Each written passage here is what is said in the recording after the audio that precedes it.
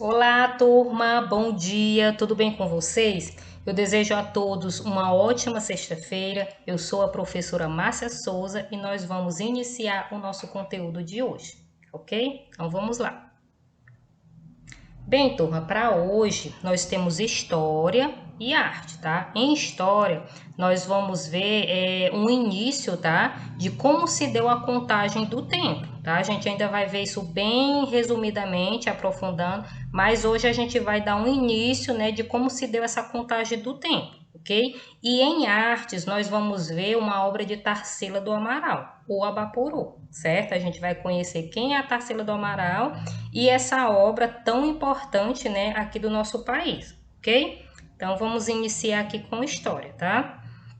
Então, turma, a gente vai ver agora como se deu, né, essa contagem do tempo, ok? Então, na história, né, essa contagem do tempo, ela vai variar, tá? De acordo com cada povo e época, ok? Então, os primeiros povos, turma, eles fizeram seus calendários tendo como referência alguns ciclos, tá? Ciclos da natureza, ou baseado nas suas crenças, ou nos seus costumes. Por isso, nem todos os países, né, que existe no nosso, aqui no nosso planeta, né, seguem o mesmo calendário, tá? Então, o nosso calendário, tá, é diferente de alguns países por conta ou da sua religião, ou dos seus costumes, ou porque eles seguem algum ciclo natural. Tá? Então, a contagem do tempo, turma, as primeiras formas, né, em que o homem começou a contar, né, essa cronologia do tempo foi através do relógio de sol, né, criado por ele próprio,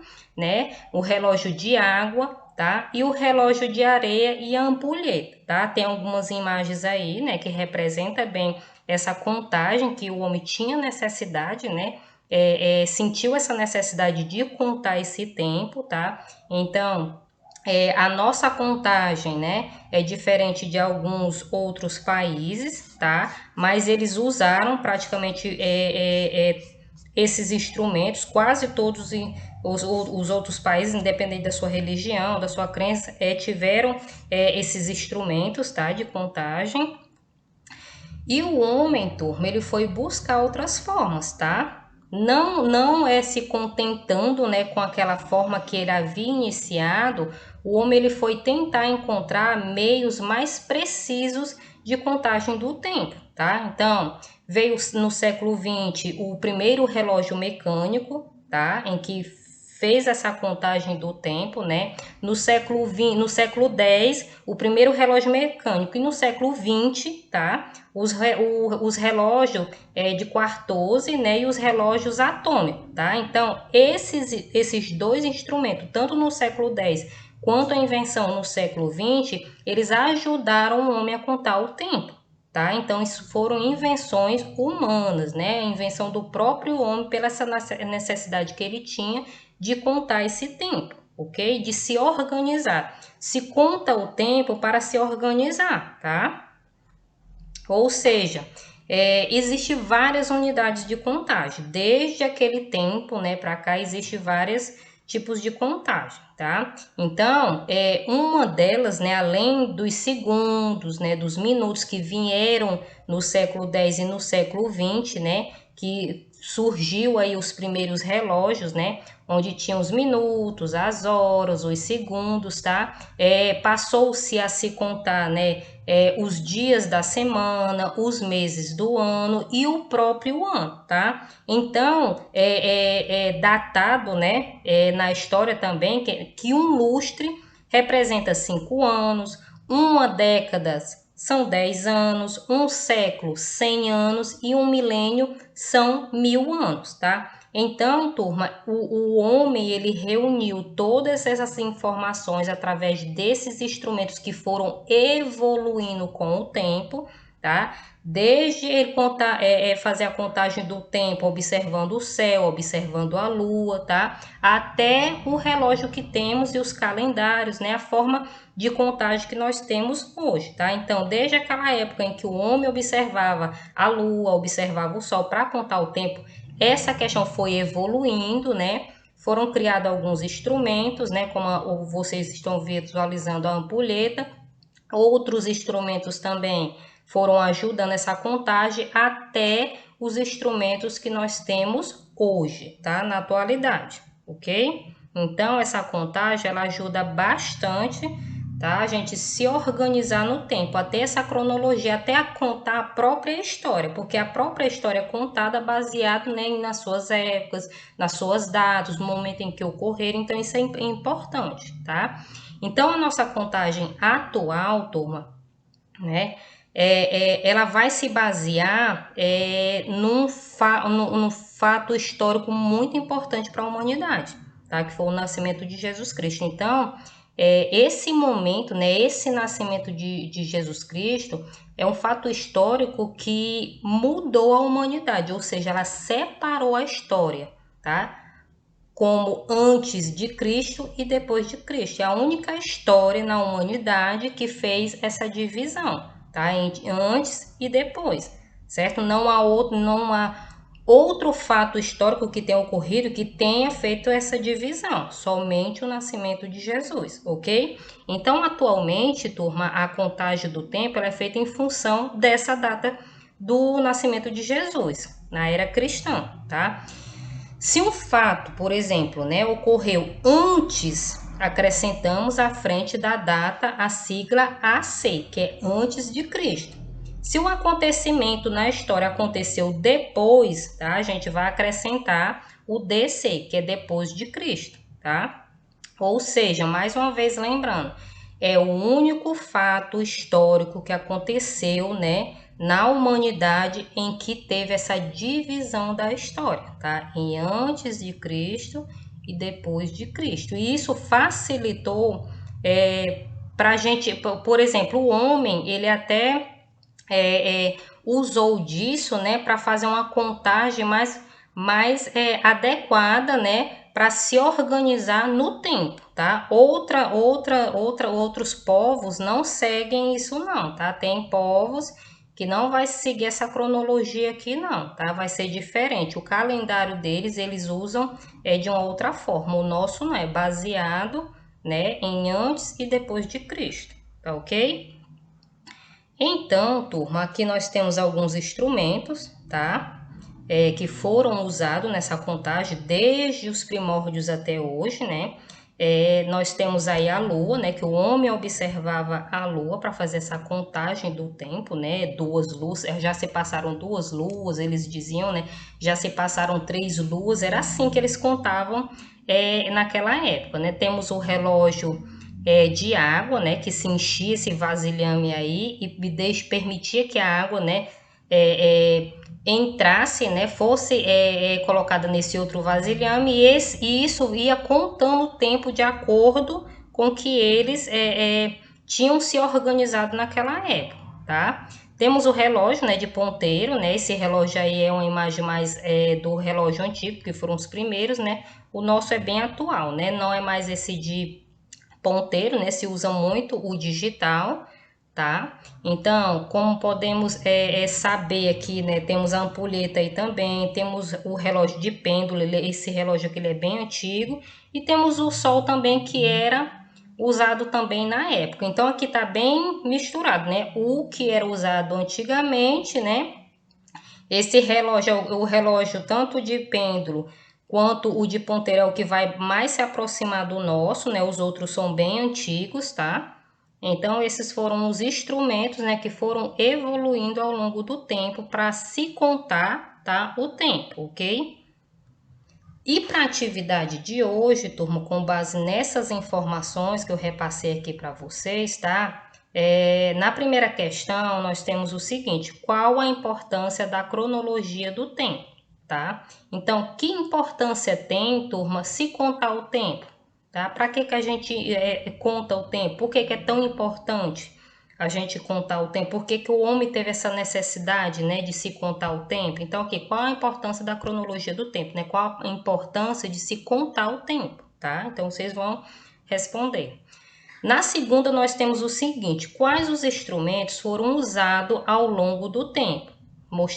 Acabei de mostrar alguns instrumentos, né? Que ao longo do tempo, né, o homem foi criando, né, alguns instrumentos para se contar o tempo, tá? Então, vocês vão citar alguns instrumentos desses, ok? Na terceira, quais foram as primeiras formas de contagem do tempo? Lá nos primórdios, como foi como iniciou, começou a contar o tempo, tá? A fazer essa cronologia, tá? Como foi que ele iniciou a contar? Então, tem bem lá no início do vídeo dizendo isso, tá? Na quarta, nós temos o seguinte: que acontecimento histórico separou a história em antes de e depois de, tá? Falei aqui, né? O único momento histórico que aconteceu que fez essa divisão da história, que fez essa divisão do tempo, tá? Em antes de e depois de, tá? Teve um acontecimento, eu citei aqui para vocês, é um acontecimento importante para todos os cristãos, né? Para a humanidade em si, tá? Um fato muito importante e que separou nessa história em antes e depois, ok? A gente vai finalizar a história aqui. Eu espero que vocês tenham absorvido, tá? Essa questão da contagem, né? Da contagem do tempo, o quão ela é importante né? Para se contar o tempo. Por exemplo, a idade, a gente se conta a nossa idade, né? A idade dos nossos pais, né? Quanto tempo a gente permanece na escola ou na faculdade. Então, tudo isso a gente precisa do tempo. Essa contagem é necessária, tá? Para que a gente se organize, ok? Então, a gente vai finalizar aqui, tá? As perguntas aí são simples, né? Baseada nas informações que eu repassei para vocês. A gente vai iniciar agora a artes, tá? Então, em artes, turma, a gente vai conhecer a Tarsila do Amaral, tá? Eu não sei se vocês viram na série anterior, mas a gente vai conhecer aqui quem é a Tarsila do Amaral e a obra dela, o Abapuru, que é a obra mais conhecida, né? Aqui do nosso país. A Tarsila do Amaral, ela é brasileira, né? Ela tem uma importância, uma influência muito grande, mas infelizmente ela foi reconhecida primeiramente no exterior, depois ela foi reconhecida aqui no nosso país, o que deveria ter sido diferente, né?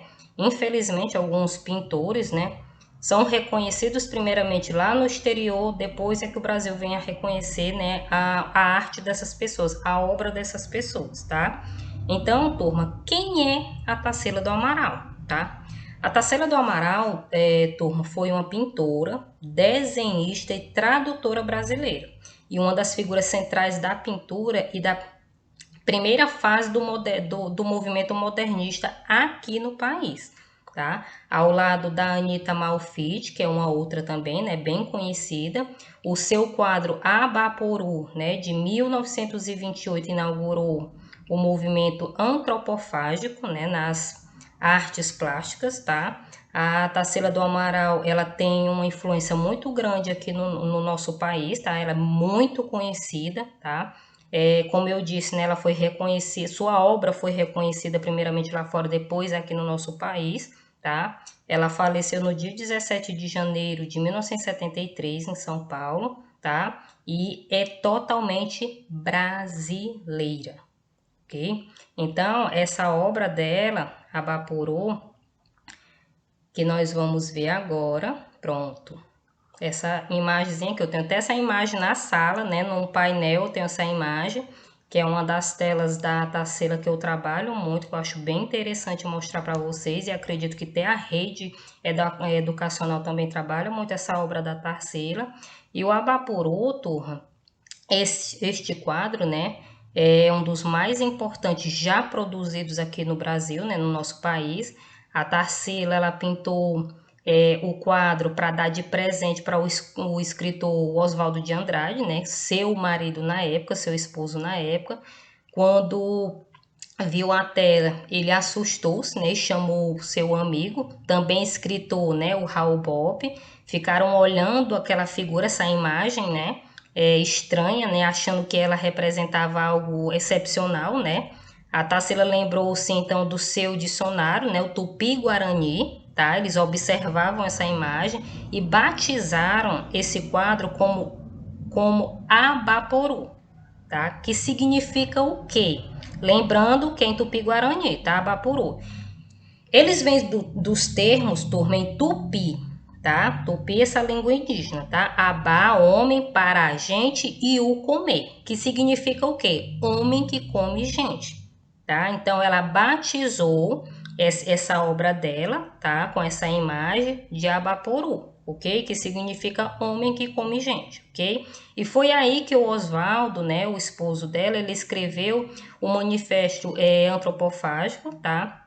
Criando um movimento antropofágico com a intenção, né, de deglutir a cultura europeia aqui no país e transformá-la em algo bem brasileiro, em algo totalmente brasileiro. Tirar aquela referência que vinha muito do estrangeiro, né, da cultura europeia, e trazer algo bem brasileiro para o nosso país. Embora a Tarsila tenha sido conhecida lá fora, né, muito homenageada lá fora, ela teve essa vontade de voltar para o país, para o nosso Brasil e fazer história aqui. E foi isso que aconteceu, porque ela tinha muito orgulho das raízes brasileiras, tá? Então ela fazia se você observar bem, tem muitas características brasileiras nessa obra de Tarsila, tanto é que ela batiza esse quadro como com uma língua, com palavras, né, indígenas, tá, em Tupi-Guarani, e ela também retrata, né, imagens que vai lembrar também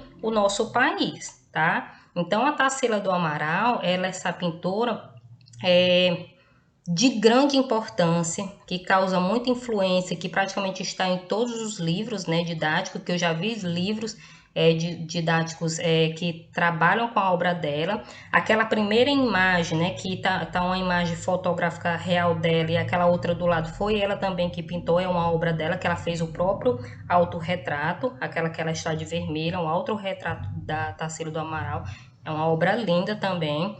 E baseado nessa informação, turma, em Tarsila do Amaral, que essa brasileira é tão importante, com essa obra também, né, que foi uma das produções aqui no país mais importante que nós tivemos, vocês vão fazer uma atividade bem bacana, tá? O que é que eu peço que vocês façam, né? Que vocês ilustrem a obra de Tarsila do Amaral, que ilustrem a obra O Abapuru, certo? Eu coloquei uma imagenzinha aí, tá? Para que vocês possam desenhar, ilustrar essa obra no caderno de vocês. Ah, tia, eu não sei não, é difícil de fazer. Não tô pedindo que faça perfeito, essa perfeição aí não, tá?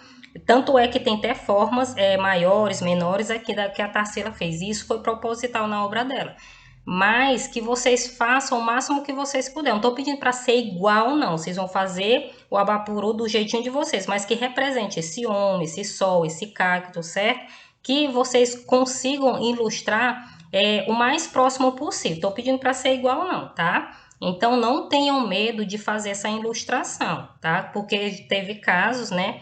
Que eu trabalhei essa obra com alunos de série passada, quando eu pedia para ilustrar, eles tinham medo. Ah, tia, eu não sei, é difícil. Tentem, tá? Tentem fazer, não tenham medo de ilustrar, tá? Porque eu não estou pedindo para pedir, não estou pedindo a vocês uma cópia igual a isso, não. Vocês vão ilustrar o Abapuru do jeitinho de vocês, tá? Com as formas que vocês estão visualizando, vocês vão tentando ilustrar, tá ok? Então, essa é a nossa atividade de hoje, tá? E eu encerro por aqui. Qualquer dúvida, vocês podem estar me enviando uma mensagem. Eu desejo a todos um excelente final de semana, um sábado e um domingo abençoado e até a próxima aula. Tchau, turma!